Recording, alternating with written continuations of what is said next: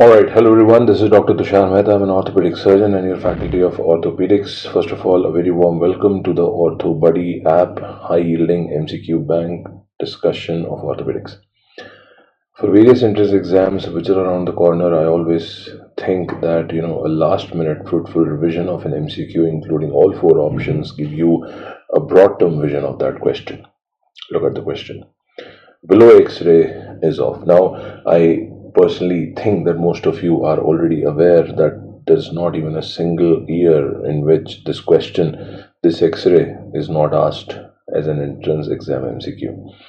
So, before I jump onto this X-ray and I tell you about this X-ray, I want you to understand this X-ray.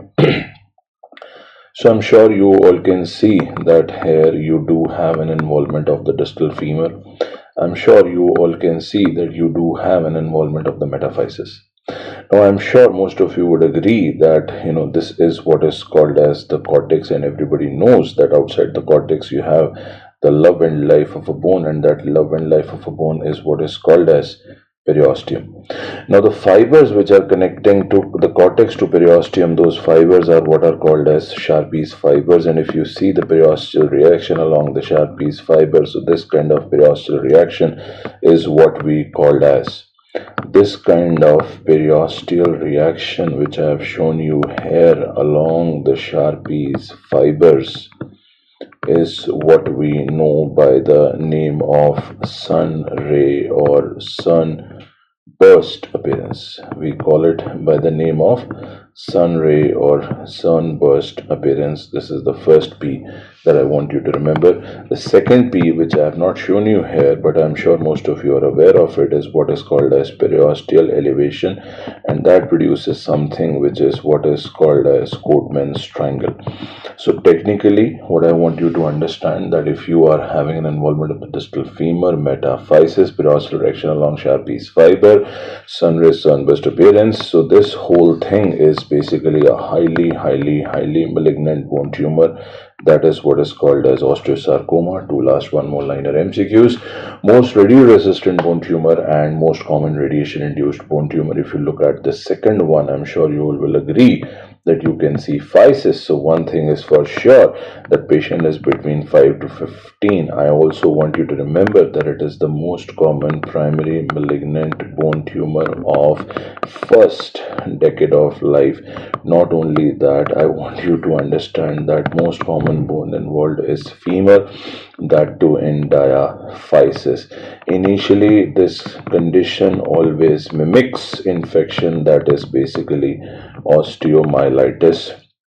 It is only once we get an X-ray done, we see lamellated periosteal reaction, which is called as onion skin or onion peel appearance. So if you see, this is a lamellated layered periosteal reaction, which is called as onion skin or onion peel appearance. And believe me that when we go for a biopsy, it is only then we will come to the conclusion, because karyotyping will show translocation 1122, immunohistochemistry will show non-specific annulase positive, CD99 positive, MIC2 positive, and of course, when you will go for histopath, you will see small round cells in the biopsy which are present and staining positively with a dye called PAS and digestible by an enzyme called as diastase, since they contain glycogen. So I'm sure you must have understood that the condition that we are discussing here is called as Ewing sarcoma. Before I leave, I give you two one-liner MCQs. The way I give you here that it is the most chemosensitive, I give you here it is the most radio-resistant and most common radiation-induced bone tumor. Here I want you to have these two one-liner MCQs that it is the most chemosensitive and radiosensitive bone tumor. If you look at this, I'm sure you all will agree that you are talking about a bony stalk. I'm sure you all will agree that you are talking about a cartilaginous cap. I'm sure you all will agree that you are talking about osteochondroma. Since this is a growth of the bone outside the bone, we also call it exostosis.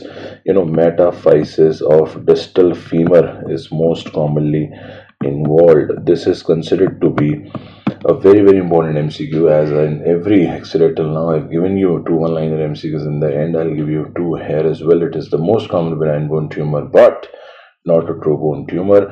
So if you go back to the question in this X-ray, I cannot see any punched out lytic lesions in the skull.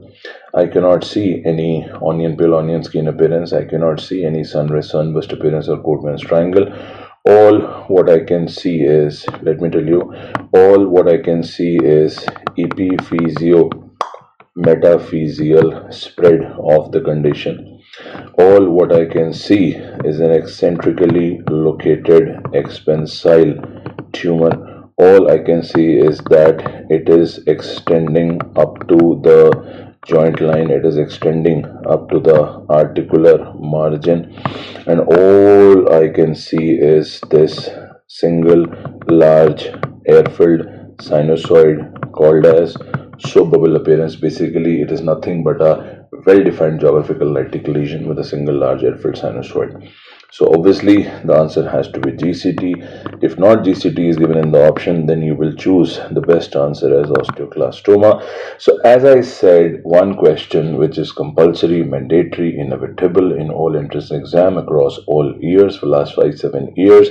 And basically in this discussion, I just did not want you to understand that why answer is A. I wanted you to understand why it is not B, why it is not C, why it is not D.